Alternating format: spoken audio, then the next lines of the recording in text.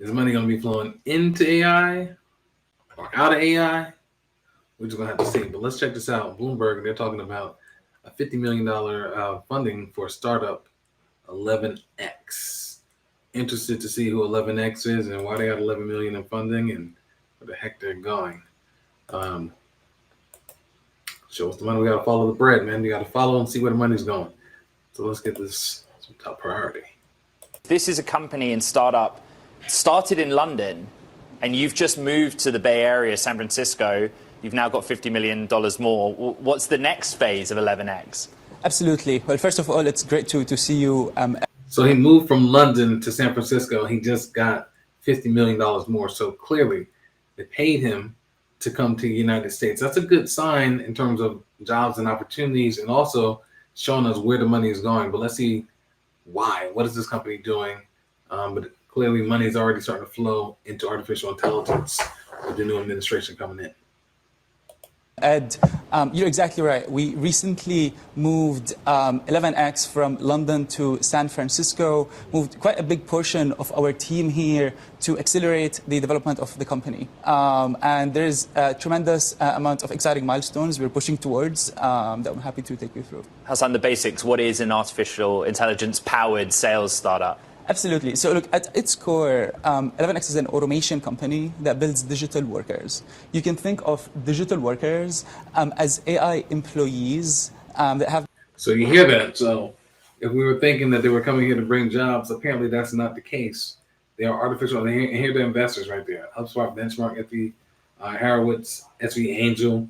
So they invested $50 million into a sales AI tool or company that will allow them to create what you heard on the last video, AI agents. So they want to create a sales force using artificial intelligent robots, not human beings.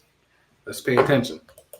Have names and faces and job categories they're trained on, and companies can hire them to execute tasks. And really, it's about the work outcomes, not the software licenses or seats. Our digital workers focus on revenue teams or go-to-market teams more broadly.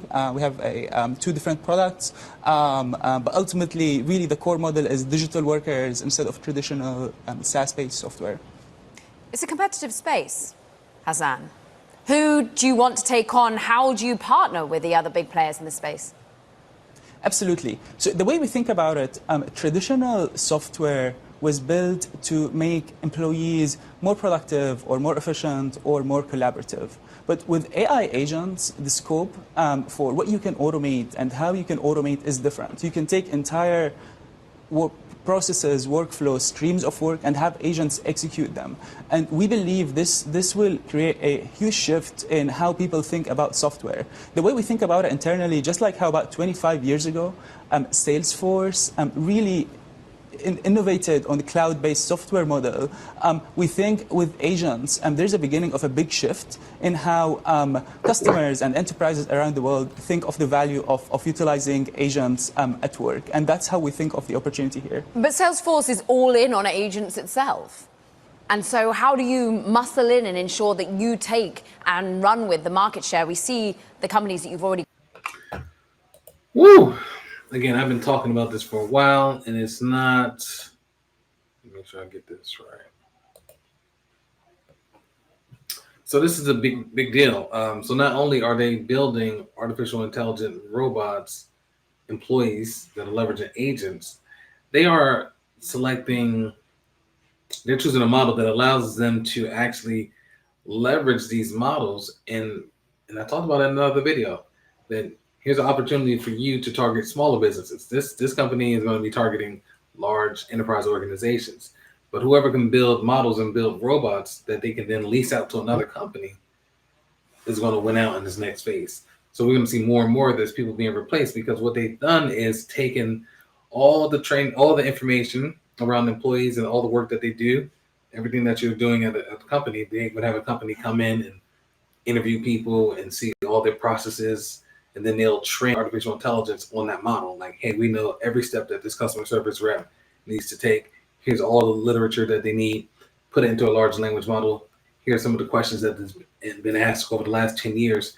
They're curating all the data, and this is why data analytics has been so important, because they need to understand how to make sure we curate this data, how do we clean the data, and then how we leverage the data to then partner up with artificial intelligence to make the best decisions.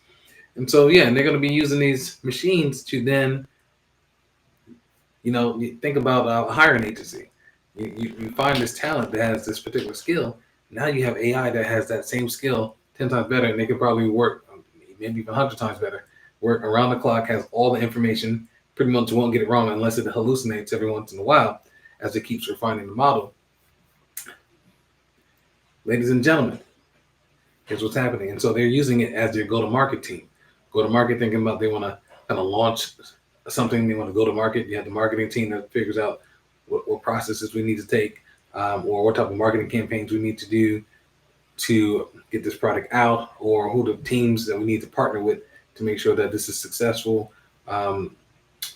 Gimbal walks.